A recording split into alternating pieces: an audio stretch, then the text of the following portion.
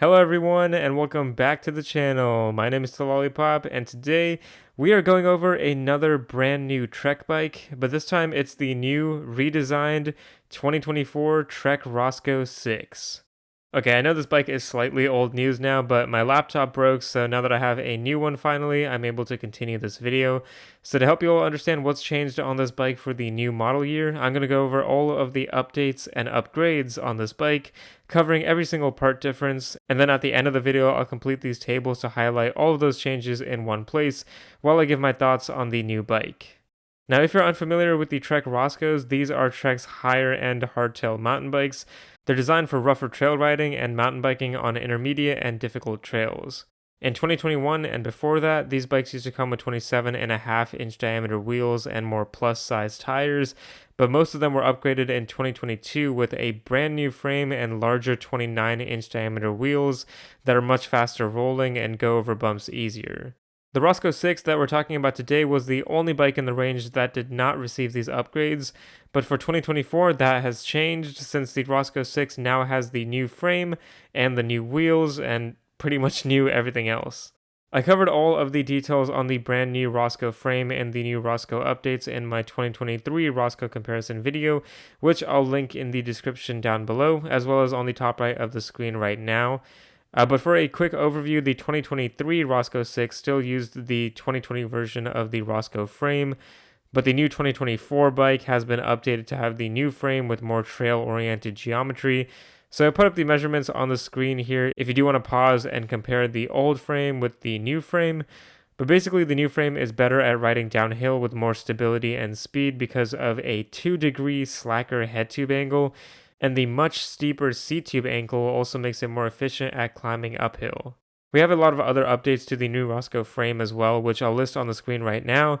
But for an overview, we have better frame protection like a nicer chainstay protector, down tube protector, and mounts for a chain guide and bash guard.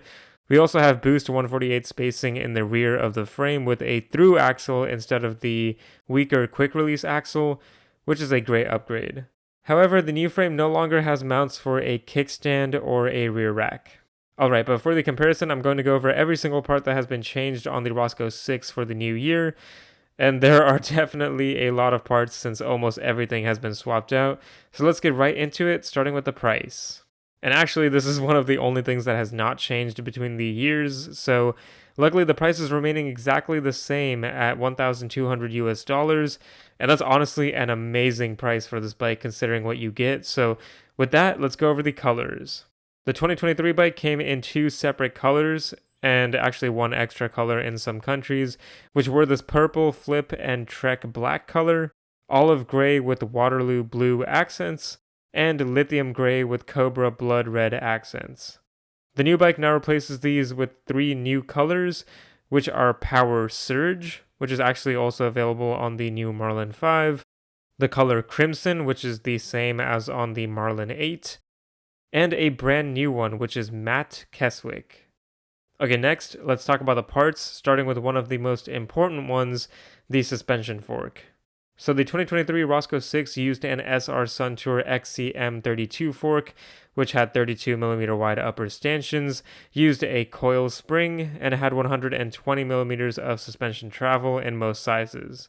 The new bike now makes a significant upgrade to the SR Suntour XCR34 fork, which now has wider 34mm stanchions for added strength, uses an air spring which is more lightweight and adjustable, and has 140mm of travel to handle even tougher trails to give you more comfort. And next we're going to talk about the wheels as a whole. So for the rims, the old Roscoe used Alex MD35 branded rims that were 32 hole and had a 35mm inner width, but the new bike now upgrades to the Bontrager Line 30 rims that have 28 holes for added strength and are 29mm wide, so they're also lighter in weight. For the tires, the 2023 Roscoe 6 used Bontrager XR3 Comp tires, or Kenda Havoc tires in some cases, and they were 27.5 inches in diameter and 2.8 inches wide, so some pretty plus-size tires, and these ones were 30 TPI. The new tires are the Bontrager Gunnison Elite XR tires, which are brand new and are now 29 inches in diameter and 2.6 inches wide, so definitely better for most trail riding purposes since they are pretty aggressive and faster, but still very stable and have a lot of grip. These tires are also 60 TPI, so they are more flexible over terrain, and this wheel set as a whole is tubeless prepared with sealant installed at the store, so no risk of pinch flats, less risk of flats overall, and you can run lower pressures in your tires for improved grip, so a huge upgrade here. And the hubs on the wheels are different as well, with the old bike using Formula DC branded hubs compatible with 6-bolt brake rotors and the Shimano 8 to 10 speed free hub. But the new bike goes to the Shimano Altus TC500 hubs, which now have center locking brake rotor compatibility and will work with Shimano's new Link Glide cassette. But now let's talk brakes. The old Roscoe used Shimano MT200 hydraulic disc brakes with 160mm wide brake rotors, but a 180mm front rotor for some of the larger frame size bikes for some better stopping power. And these brakes aren't bad for this bike, they're actually a pretty common entry-level Shimano brake set, but work well. The new bike in this case actually downgrades a tiny bit to the Tektro M275 hydraulic disc brakes, which are actually pretty similar, but slightly less high quality than the Shimano ones. But these Tektros do use 180mm brake rotors in all sizes, and a 203mm front rotor in the larger size bikes, which is amazing for stopping power. These rotors are also center locking, which means that they are less prone to warping and are quicker to install and remove. Alright, but now onto some smaller components, starting with the seat and seat post. The old Roscoe used a Bontrager Arvada seat, which was pretty standard for all Trek mountain bikes, but the new bike now has the more comfortable and functional Bontrager Verse short saddle. For the seat posts, both bikes use the same model Trans X JD dropper post, but the new bike now has more dropper travel in sizes medium, large, and above, so you can get some better balancing on the bike in those larger sizes. And then we also have some updates to the handlebar and stem. So the handlebar is actually the same model but has been widened for better control while turning the bike, and the stem is also the same model but has been shortened for a more upright position on the bike that is better for downhill riding and stability. But finally, we have the last component difference between the bikes, which is the drivetrain.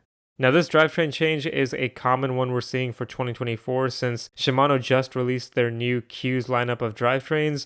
So the Roscoe 6 is going from a mainly Shimano Dior level drivetrain with 10 speeds to the Shimano Qs with 9 speeds. Now the Dior is actually a more expensive drivetrain than the Qs, but the Qs is newer and has some better features like 3 times the durability in high chain tension conditions, so overall it shouldn't be too far off from the Dior.